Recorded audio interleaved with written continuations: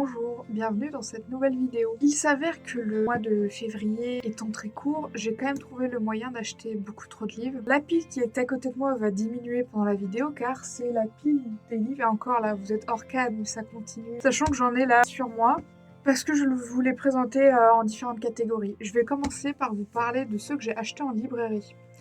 Donc j'ai craqué de base, je devais aller en librairie pour acheter un livre, enfin un. Je devais acheter une BD et un roman. J'ai acheté 3 BD et 3 romans. J'ai craqué pour Le Fantôme de l'Opéra de Gaston Leroux. Je pense que vous connaissez moins de nom. C'est l'histoire de... Alors, je vous le fais de mémoire parce que le texte derrière, c'est un extrait, donc c'est à peu près ce que je sais du livre. Il me semble que si ma mémoire est bonne, l'Opéra Garnier, je ne sais plus, enfin, il me semble que c'est un vrai opéra de Paris. Je crois que l'opéra vient d'être acheté par des hommes et ils se rendent compte que le fantôme leur fait du chantage, qu'ils doivent donner une certaine somme, sinon le fantôme sévira, je sais pas, détruira le matériel, sabotera des choses. Et très vite, ils se demandent si ce fantôme existe vraiment ou pas.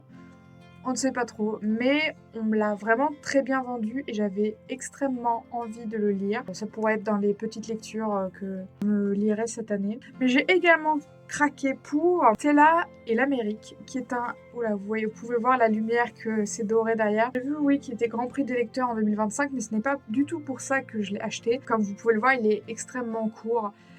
Je l'ai lu en 2 jours, je crois. Je m'attendais vraiment à un truc incroyable et j'étais un petit peu déçue. Après, j'ai aimé la plume, j'ai passé un bon moment en lisant, donc j'en parlerai dans une vidéo de mes récaps de mes lectures de février.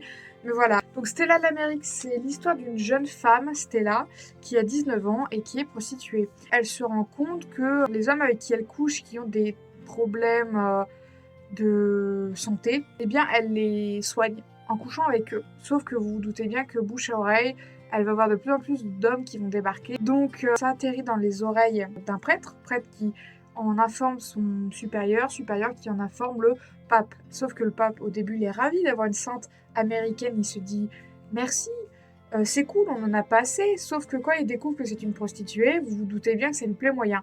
Du coup, on envoie 2 tueurs à gages tuer Stella, mais vous vous doutez bien que tout ne va pas se passer comme prévu. Voilà, j'ai beaucoup aimé le synopsis, hein. D'ailleurs c'est pour ça que j'avais envie de le lire. Ensuite, c'est ce livre-là que je devais acheter à la base, Affronter la nuit. Non mais regardez-moi cette couverture, voilà, là, le soleil, c'est beau, ça brille et tout. Ah non mais il est trop... Je vous jure, c'est un des plus beaux livres que j'ai dans ma bibliothèque, je crois. Ah, il est magnifique. Bref, je l'ai déjà lu, je tiens à vous le dire, je l'ai lu très rapidement quand je l'ai acheté parce que j'avais envie. Il faut que j'arrête d'acheter des livres de fantasy violets où il n'y a pas marqué tome 1 et qu'en fait c'est le début d'une trilogie ou d'une saga. Je pense bien évidemment à Assistant of the Villain, que j'ai lu en décembre. Pareil, mauvaise surprise, moi je vois ça, je vois pas de numéro, pas de tome 1. Je me dis bah banco, c'est un one shot. Non. Sachez que je l'ai bien apprécié, alors ça n'a pas inventé le genre, ça m'a fait penser moi personnellement à beaucoup d'autres œuvres de fiction que j'avais déjà lues, mais j'ai passé un très bon moment pour vous dire, même si c'est pas un 5 étoiles pour ma part, quand j'ai terminé le livre, et ben j'ai fixé le vide pendant 1 heure en me disant, mais en fait j'avais encore envie d'être avec les personnages, j'avais encore envie de passer du temps avec eux, genre j'étais vraiment triste, donc j'espère sincèrement que le tome 2 sortira très bientôt dans l'année, parce que ça va être une très longue attente. Affronter la nuit, c'est l'histoire de Liv, notre héroïne, est une orpheline. Elle a été adoptée il y a des années par un vieil homme et cet homme a adopté d'autres enfants au fil des années et elle a une famille recomposée. Donc si ma mémoire est bonne, elle a une sœur, une petite sœur et 2 frères plus jeunes qu'elle. Et tous les ans, dans ce monde-là, le soleil se couche une fois. Donc c'est-à-dire que là, ça fait 1 an que le soleil ne s'est pas couché et il va se coucher pour la première fois depuis 1 an. Et que la grande nuit arrive, donc ça, elle explique bien qu'il y a un espèce de coucher de soleil qui dure sur des semaines. Et lors de ce coucher de soleil annuel, il y a une vague de lumière qui émerge au moment où l'horizon touche le soleil, enfin où le soleil touche l'horizon.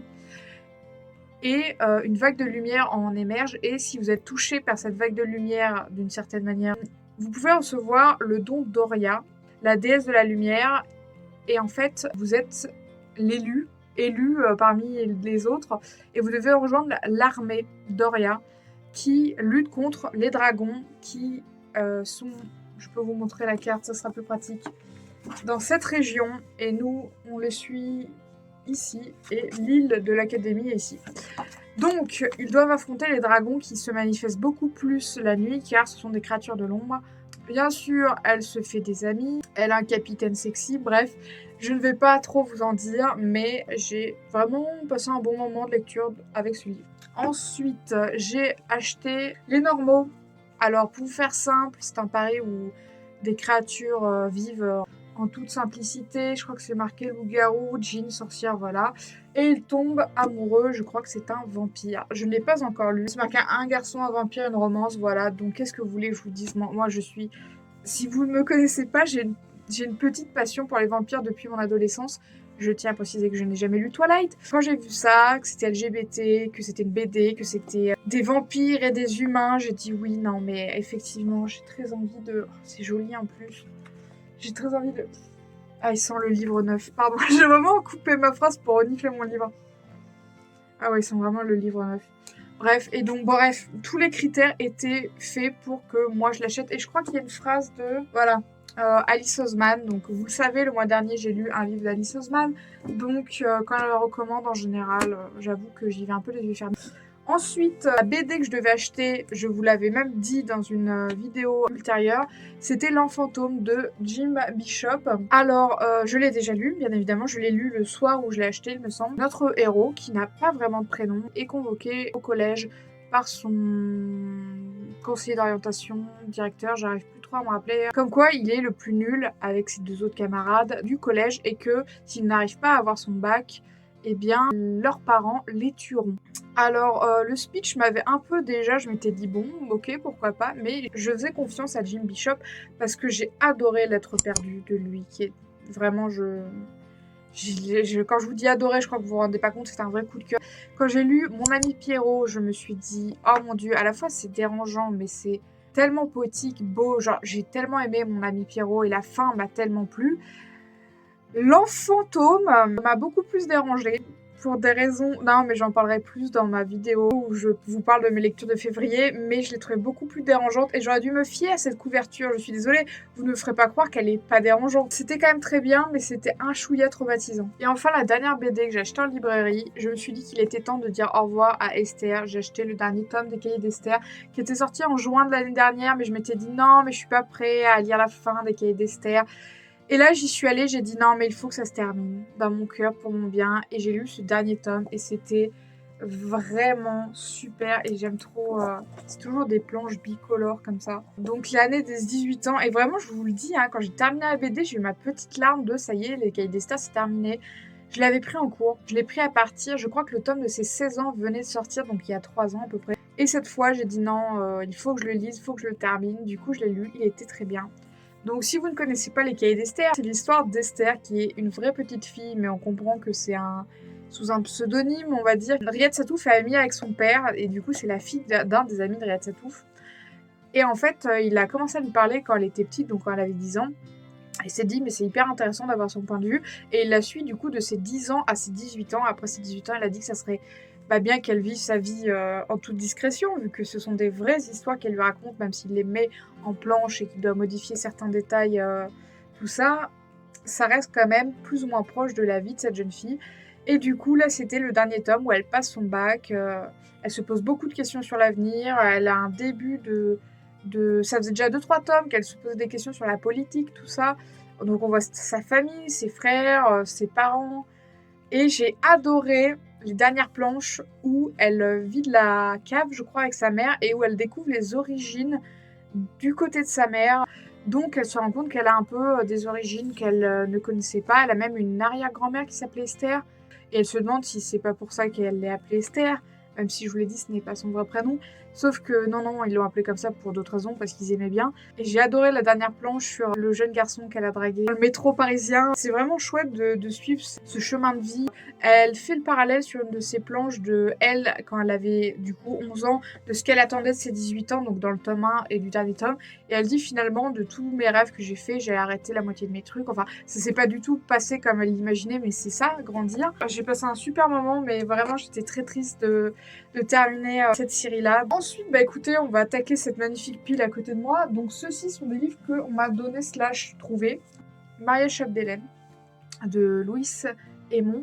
Alors je l'ai trouvé dans ma boîte à lire près de chez moi et je l'ai pris pour 2 raisons. La première, il est assez court et en fait c'est qu'il se passe au Québec dans les années 1910 et on suit Maria du coup. Et en fait elle est courtisée par 3 hommes et ça parle du mariage et tout ça et j'ai vu que c'était un classique québécois, canadien.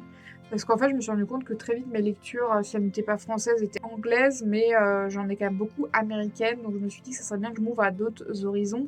Donc je l'ai pris parce que c'est un classique canadien, québécois, je ne sais pas. Et une amie à moi m'a donné Mémoires de la forêt. Donc c'est le tome 1, Les souvenirs de Ferdinand Taupe. Donc c'est un roman jeunesse. J'avais envie de les lire parce que tout le monde en a parlé à un moment. Je me suis dit pourquoi pas. Je lui ai dit ah tu l'as et je voulais lui emprunter. Elle m'a dit ah mais j'achèterai pas la suite. Prends-le. Donc voilà, comme quoi parler des livres de vos amis, peut-être qu'ils vous les donneront. Voilà, donc ça c'était pour les livres que j'ai récupérés. Ensuite, je suis allée dans un Ici Cash. Ma copine qui m'a donné ce livre m'a dit ah viens on rentre 5 minutes. Je me suis dit sois fort, n'achète rien, j'ai craqué. Mais c'est pas de ma faute. En fait j'ai craqué parce que il y avait des offres sur les livres, genre c'était marqué 2 BD achetés, une offerte et un roman acheté, un roman offert. Donc j'ai trouvé le tome 2 de Broadway Limited qui est le tome 1 je l'avais déjà acheté sur Vinted l'année dernière sûrement. Je ne les ai pas encore lus mais quand j'ai eu le tome 2 il était vraiment à 3 €. J'ai dit allez vas-y je fonce. Donc ça se passe à New York, là c'est en 1949 le tome 2 et si j'ai bien compris, on suit des jeunes filles dans une pension à New York. Je n'en sais pas plus. Si vous êtes intéressé, je vous conseille de vous renseigner de votre côté. Mais moi, j'essaie de me garder la surprise pour pas trop me spoiler. J'ai vraiment envie de le découvrir comme ça. Du coup, vu qu'un autre livre était offert à l'achat du premier, j'ai trouvé Six of Crows. J'en ai entendu parler, mais laissez tomber. Je n'ai rien lu de cette autrice. Et j'étais persuadée que c'était un one-shot. Et en l'enregistrant sur mon appli de livres, j'ai vu qu'il y avait un tome 2, donc un peu sad, parce que j'aime bien prendre des one-shots. Et je ne sais pas pourquoi j'étais persuadée que c'était one-shot. Tout le monde en a parlé, mais à aucun moment je me suis dit qu'il y avait une suite. Bon, après, c'est une duologie. Il y aura juste un autre livre acheté, c'est pas grave. Mais voilà, donc Six of Crows, de quoi ça parle? Eh bien, c'est une bande de malfrats au talent exceptionnel. Et s'ils ne s'entretuent pas, ils pourront peut-être sauver leur monde de la destruction. Je sais pas du tout si j'attends d'acheter le tome 2 pour lire le tome 1. J'ai l'impression que tout le monde a lu ce livre, donc je me suis dit pourquoi pas moi finalement. Et en BD, j'ai trouvé, oh là là, la nostalgie. Je sais pas si vous connaissez Les Enfants d'ailleurs. Moi, j'avais ça dans ma bibliothèque municipale quand j'étais en primaire et je l'ai. Ah bon, c'était des petits formats. Là, c'est l'intégrale 1. Donc, il y a les 3 premiers tomes, comme vous pouvez le lire là. Et il y a un cycle 2 qui existe avec les 3 autres et derniers tomes. Et malheureusement, il ne l'avait pas. Mais quand je l'ai vu, j'ai dit non, mais il faut que je l'achète. Je crois qu'elle était à 5 €. Elle est en super bêta. Non, mais c'est trop beau. On suit ces 4 enfants qu'on voit dans la couverture. C'est parce qu'ils ont franchi un autre monde et le portail pour aller dans un autre monde. Et du coup, il leur arrive des bricoles. Cet autre monde, c'est un monde fantastique. Et on peut voir ici, voilà, là on voit qu'il y a des plantes dégueulasses qui les attaquent. Et en fait, ce portail qui les mène dans un autre monde, il est infesté de, vous pouvez les voir ici, là, d'ombres qui sont des espèces de boules d'énergie noire. Elles ont quand même des stries rouges. Et en fait, si elles vous touchent, elles peuvent vous tuer. Donc faut pas s'en approcher, en tout cas. Et j'en ai un souvenir incroyable. Je sais même pas si je l'ai terminé. Je pense que je les ai finis. Mais je me rappelle plutôt du premier cycle, donc de ces BD là. Le deuxième cycle, je m'en rappelle moins bien. Et j'étais trop contente de le trouver. Et que ne fut pas ma surprise de trouver Les Bâtards de Zeus, donc qui est quand même une bande dessinée qui est sortie l'année dernière. Ça parle d'une des bâtards de Zeus. Elle décide voilà, de retrouver ses demi-frères et sœurs à travers le monde. Et je ne l'ai pas encore lu. Et malheureusement, je n'ai pas trouvé une 3e BD pour me la faire acheter. Je vous avais dit qu'il y avait une offre. Je suis passée à côté parce que rien d'autre qui m'intéressait personnellement.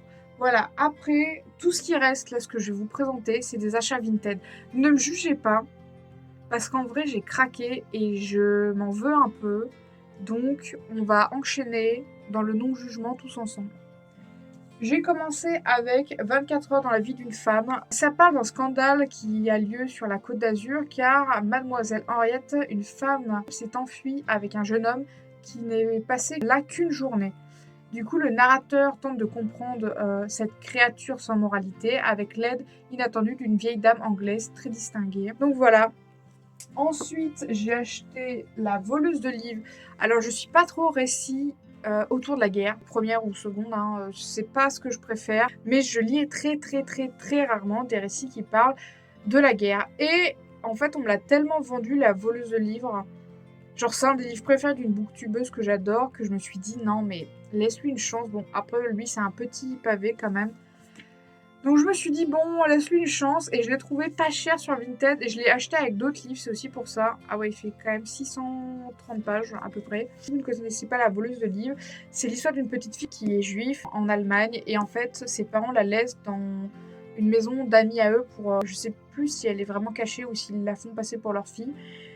J'en sais pas plus. Mais du coup, elle apprend à lire, elle est passionnée de lecture, sauf que à ce moment-là, ils brûlent tous les livres, et en fait, elle se retrouve à lire tout et n'importe quoi, voire même à voler des livres lors des grands feux, d'en shipper quelques-uns si possible. Ensuite, j'ai trouvé Nostek.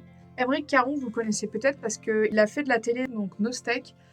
Bientôt, nous ne mangerons plus de viande. Nous cesserons de tuer des êtres vivants, 6 milliards d'animaux chaque année. Pour nous nourrir, en effet, en 2050, nous serons près de 10 milliards et nos ressources en terre et en eau seront insuffisantes pour que le régime carné continue à progresser. Ça faisait un moment que j'avais envie de le lire et je l'ai trouvé, je crois que je l'ai acheté en même temps du coup que La voleuse de livres et un autre livre.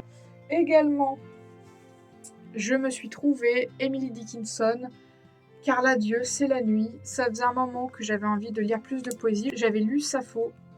Et là, je me suis dit, je vais lire du Emily Dickinson, qui est une poétesse américaine. Là, on a les textes en anglais à droite et à gauche, on a les textes en français. Voilà. Ensuite, si vous avez vu ma vidéo, alors elle remonte un peu. Je vous avais dit que j'avais acheté un livre l'autre fois qui s'appelait Retour à... C'est un livre anglais, je vous le mettrai si je le retrouve.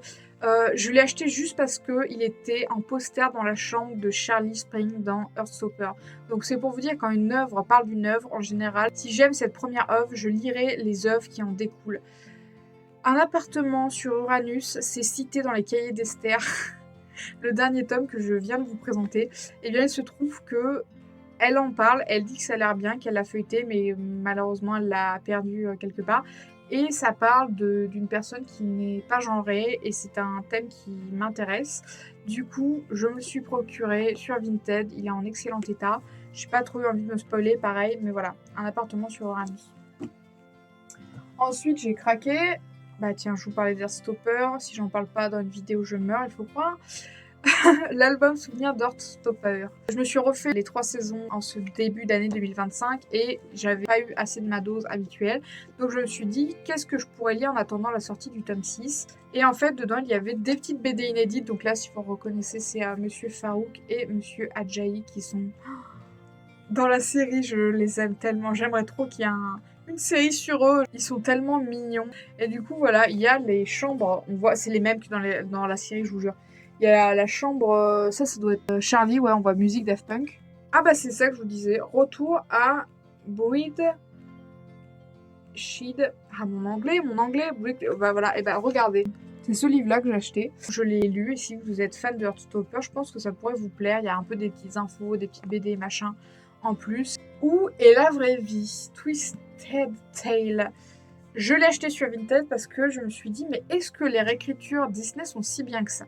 J'en avais déjà acheté une en brocante renouveau qui était du coup celle de Anna et Elsa. Je ne l'ai pas encore lu, c'est dans ma palle d'hiver et je ne l'ai pas encore lu malheureusement. Mais je me suis dit, est-ce que je serais pas plus motivée si je... Alors je ne dis pas que je n'aime pas la Reine des Neiges, mais si je lisais un Twister Tale qui me fait vraiment envie. Se sont battus sur le podium Peter Pan, Réponse et Hadès, je crois. Enfin, Hercule, du coup, mais qui parle d'Hadès. Mais il y a plusieurs Twister Tales, en vrai, qui ont l'air vraiment cool. Et Où est la vraie vie? Celui de Réponse m'a vraiment donné envie. Si vous ne connaissez pas les Twisted Tales, c'est cette collection-là. Il se passe un truc dans le livre, du coup, qui n'a rien à voir avec le film. Et en fait, si cet événement s'était produit comme ça, qu'est-ce qui se serait passé? Donc, twist, vous avez compris, il se passe quelque chose. Donc on vous propose une version alternative du récit originel. Là, je vous explique, ça part de l'idée que si vous connaissez Réponse, vous savez que ses pouvoirs viennent d'une fleur magique du soleil. Là, ce qui s'est passé, c'est que n'est pas une fleur du soleil que ses parents ont trouvée, mais une fleur de lune. Voilà, vous avez compris? Sauf que la lune, elle blesse, elle ne guérit pas. Et du coup, c'est ses parents qui l'enferment dans la tour avec Mergotel pour pas qu'elle blesse les gens. Donc vous pouvez voir, ses cheveux sont argentés sur la couverture. Donc ensuite, c'est celui-là que je vous ai dit que j'avais acheté en même temps que Nostek et La voleuse de livres. Amour, gloire et vegan, ça faisait un très long moment que je suivais son compte Instagram et que j'ai très envie de lire son autre roman qui s'appelle Extrême, qui est dans les éditions exemplaires. Et je suis tombée là-dessus, donc c'est des petites BD comme ça, et ça parle d'un couple qui veulent manger végétal dans le pays de la bonne bouffe, comme ils disent, et à quel point c'est compliqué tout ça. Et je me suis dit pourquoi pas. Il me reste que 2 BD à vous présenter. Sachez que celle-ci, ça fait 2 Noëls que je la demande et que je ne l'ai pas, donc j'ai dit ça suffit, je me l'achète. Mes ruptures avec Laura Dean. Ça fait 1000 ans que je veux... Non mais il est trop beau. Il est trop beau! Rien que la couverture m'a regardé, c'est trop beau. C'est LGBT, c'est une BD. J'ai dit c'est pour moi, je l'ai pas encore lu, je tiens à vous le dire. Il y a que du rose, du gris, enfin du noir, du blanc et des nuances de gris. Le dessin est magnifique, vraiment... Bref, donc voilà, ça parle d'une jeune fille qui est sortie, je crois, plusieurs fois avec Laura Dean, vous comprenez le titre. Et à chaque fois, elles se séparent, elles se remettent ensemble et c'est leur histoire. Donc je ne sais pas du tout comment... Enfin, je ne connais que ça de la bande dessinée. Et pareil, je peux pas vous le lire parce que c'est juste une petite citation, le dos. Donc si vous avez vraiment envie de savoir de quoi ça parle, faut la lire. Et vu que je ne l'ai pas encore lu, voilà.